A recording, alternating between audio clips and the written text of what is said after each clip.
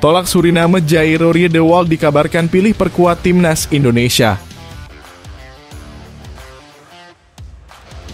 Manajer Borneo FC Shin Tae-yong jangan sembunyi saja di ketiak Erick Thohir, bertemulah dengan klub.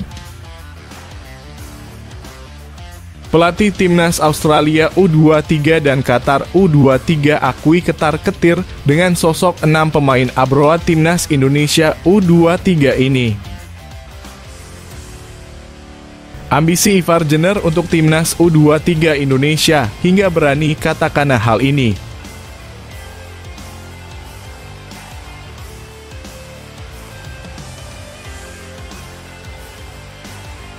Ambisi Ivar Jenner untuk timnas U23 Indonesia hingga berani katakan hal ini. Gelandang timnas U23 Indonesia, Ivar Jenner, siap memberikan kontribusi bagi skuad Garuda Muda. Ivar jadi nama selanjutnya yang tiba di Dubai untuk menjalani pemusatan latihan. Dia merapat bersama Rafael Struijk yang mendapatkan izin dari klubnya. Ivar Jenner menjelaskan mereka baru tiba pada Rabu pagi di Dubai. Setelah 6,5 jam perjalanan, dia dan Struijk akhirnya bisa bergabung. TC ini sendiri rencananya akan dilaksanakan hingga 10 April mendatang. Pagi ini pukul 8.00, kata Ivar Jenner dilansir Bola Sport dari laman Instagram Timnas Indonesia. Pemain FC Utrecht ini melanjutkan berada di TC Timnas merupakan sebuah kebanggaan. Disiap memberikan kontribusi untuk skuad Garuda Muda di Piala Asia U23. Apalagi mereka memiliki target tinggi untuk melaju jauh di ajang tersebut. Ya, tentu saja sangat bahagia berada di sini. Seperti biasanya saya sangat bersemangat untuk bermain lagi di Piala Asia, ujarnya. Ivar sebelumnya absen laga kedua pada ajang kualifikasi Piala Dunia 2026 zona Asia. Dia dalam kondisi yang kurang fit saat timnas Indonesia bertandang ke markas Vietnam. Hasilnya saat itu lini tengah menjadi milik Tom Haye dan Marcelino Ferdinand. Pada babak kualifikasi Piala Asia U23, Ivar merupakan salah satu pemain andalan Shin Tae-yong. Bertugas sebagai gelandang bertahan, dia berduet dengan Marcelino Ferdinand dan Akrahan Fikri. Selain itu memiliki caps di timnas senior membuat pemain berusia 20 tahun ini bisa lebih tenang dalam mengawal sektor tengah skuad Garuda Muda.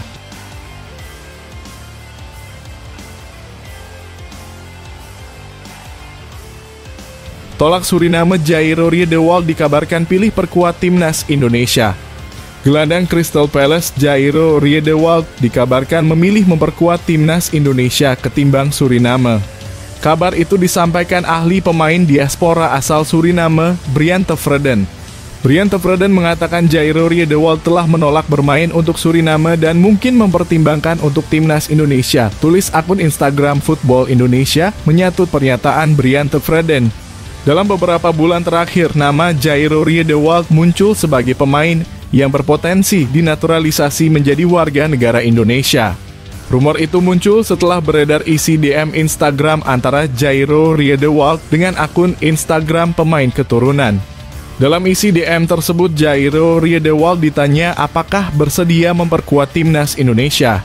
Jairo Riedewald mengaku antusias jika mendapat kesempatan membela timnas Indonesia. Mantan anggota ex-Co PSSI yang dulunya sering mengurusi proses naturalisasi pemain keturunan, Hassani Abdul Ghani, juga angkat bicara. Ia mengaku dihubungi salah seorang kerabat Jairo Riedewald yang berasal dari Manado. Menarik menanti apakah Jairo Riedewald bisa dinaturalisasi menjadi WNI atau tidak.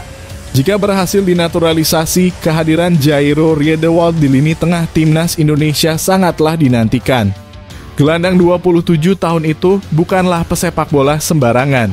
Sejak 2017, gelandang berambut kribo ini mentas di kasta tertinggi Liga Inggris bersama Crystal Palace.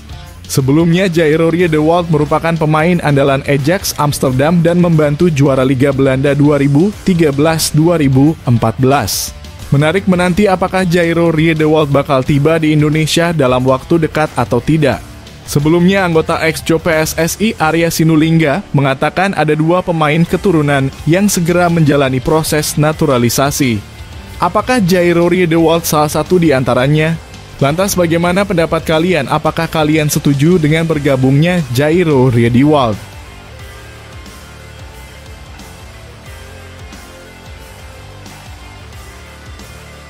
Pelatih Timnas Australia U23 dan Qatar U23 akui ketar-ketir dengan sosok 6 pemain abroad Timnas Indonesia U23 ini. Pelatih Timnas Australia dan Timnas Qatar U23 mengakui ketar-ketir dengan sosok 6 pemain abroad Timnas Indonesia U23 di Piala Asia U23. Pasalnya, pemain-pemain tersebut membuat peta persaingan di grup A Piala Asia U23 Qatar akan semakin sengit. Seperti diketahui, Shin Tae-yong secara resmi membawa 28 nama pemain untuk terbang ke Dubai, Uni Emirat Arab, untuk menjalani pemusatan latihan jelang mentas di Piala Asia U23. Dari nama-nama yang dibawa, ada setidaknya 6 pemain abroad.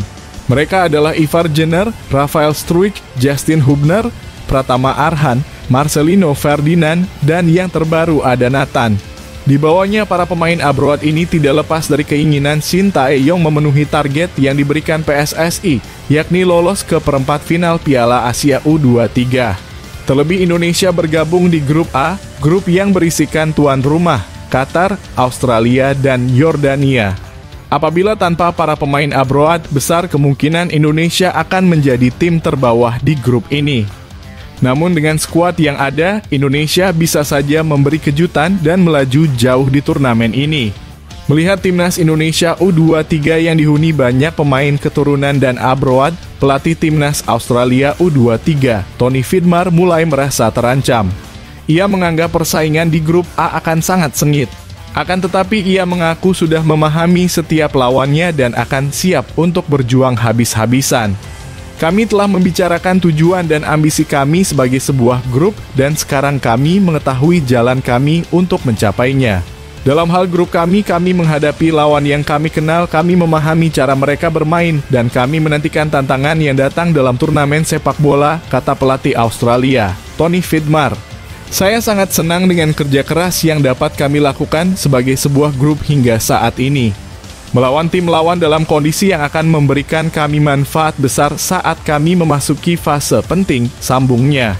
Hal serupa juga disampaikan pelatih Timnas Qatar U23, Ilidio Vale. Pelatih berusia 66 tahun itu mengaku persaingan di grup A akan sangat sulit. Namun, ia merasa anak asuhnya akan mampu mengatasinya. Turnamen Piala Asia U23 akan sulit. Tetapi kami berharap bisa melangkah jauh dalam turnamen ini dan mendapatkan salah satu tiket kualifikasi untuk Olimpiade Paris 2024, kata pelatih Timnas Qatar U23, Ilidio Vale. Seluruh tim peserta sudah menunjukkan performa yang kuat selama babak kualifikasi, terutama Indonesia yang nyaris semua pemainnya bermain di Piala Asia, tapi mereka belum sempurna, jelasnya. Ajang Piala Asia U23 2024 digelar pada 15 April hingga 3 Mei 2024. Adapun Timnas Indonesia U23 akan menghadapi tuan rumah Qatar di matchday pertama pada 15 April 2024.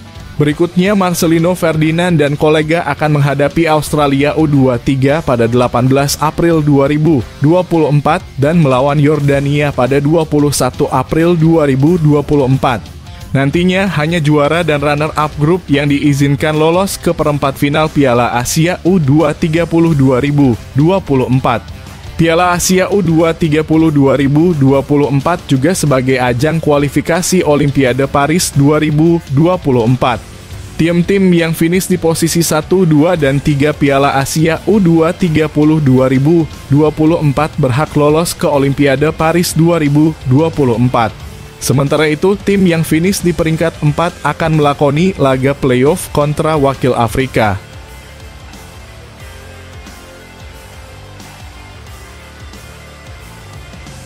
Kisah Harunatan yang bangga saat kakeknya nonton debut sang cucu lawan Timnas Vietnam. Kisah Harunatan saat kakeknya bangga menonton debut sang cucu bersama Timnas Indonesia melawan Timnas Vietnam di kualifikasi Piala Dunia 2026 zona Asia menarik untuk diulas. Pasalnya, ini membuktikan bahwa keputusannya memilih Indonesia adalah hal yang tepat. Seperti diketahui, Nathan adalah pemain yang belum lama ini mendapatkan status WNI setelah menjalani proses naturalisasi.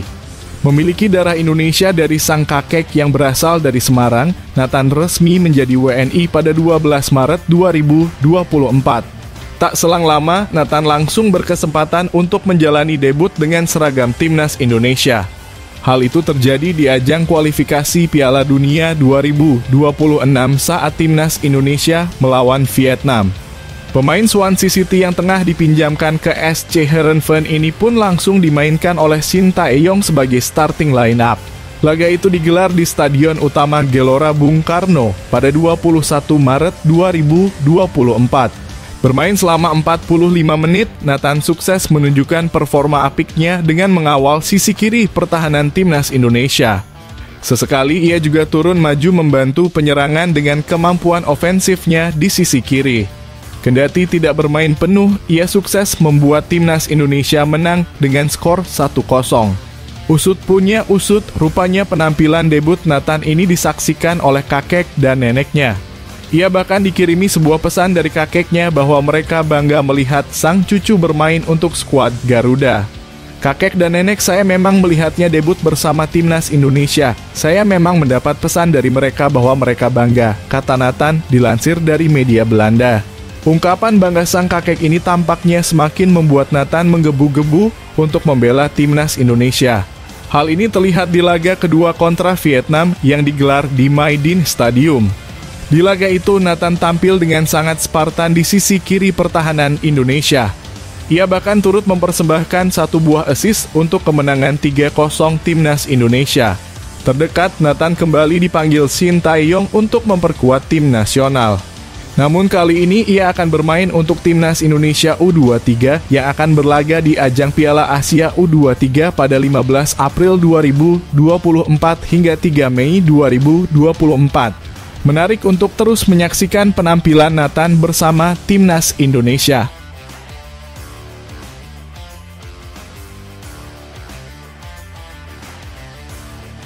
Manajer Borneo FC Shin Tae-yong jangan sembunyi saja di ketiak Erick Thohir, bertemulah dengan klub. Manajer Borneo FC Dandri Dauri mengkritik keras penundaan Liga 1 untuk kepentingan Timnas U23 Indonesia. PSSI menunda Liga 1 mulai pekan ke-31 per 1 April 2024 untuk mendukung Timnas U23 Indonesia yang akan tampil di Piala Asia U23. PSSI menilai keputusan menunda Liga 1 adalah keputusan terbaik agar klub melepas pemain terbaiknya ke Timnas U23 Indonesia. Manajer Borneo FC Dandri Dauri menyayangkan keputusan ini karena sama sekali tidak berkomunikasi dengan klub sebelumnya. Padahal menurutnya selalu ada rapat terlebih dulu dengan klub sebelum PSSI mengambil keputusan. Saat itu memang PSSI hanya melakukan rapat dadakan dengan Exco terkait penundaan liga. Antik PSSI ini, kenapa saya bilang begitu? Karena tidak ada keputusan meeting seperti biasanya, ujar Dandri dilansir Bola Sport. Yang terjadi seperti ini, kami mau tidak mau jadi mengikuti, tetapi akan jadi evaluasi, tambahnya. Perilaku PSSI menjadi fokus utama menurut Dandri karena hal semacam ini tidak hanya sekali terjadi. Ini yang harus dibijaki semua stakeholder PSSI dan PT Liga. PT Liga kan hanya manut-manut saja sama PSSI. Selama ini komunikasi itu putus, sekarang yang terjadi akibat dari komunikasi yang tidak seperti biasanya. Kalau dulu ada komunikasi tetapi musim ini sepihak saja mulai dari regulasi U23, sistem championship, nah tiba-tiba regulasi U23 dicabut saja, tambahnya. Hal ini juga semakin diperparah dengan keengganan pelatih Timnas Indonesia, Shin Tae-yong berkomunikasi dengan klub. Dandri menilai pelatih asal Korea Selatan itu hanya berlindung di balik ketua umum PSSI. Jangan menjadi tren di PSSI kalau sedikit-sedikit menunda, kata Dandri. Yang perlu dipikirkan itu bagaimana komunikasi dengan klub. Jadwal ini jangan selalu menjadi permasalahan. Pada awal musim kita seharusnya sudah dikasih gambaran. Ketum PSSI ini kan sibuk hanya diberi masukan tapi tidak tahu apa yang terjadi di klub. Yang jelas pesan saya untuk Shin Tae-yong satu saja, jangan berlindung di ketika ketum.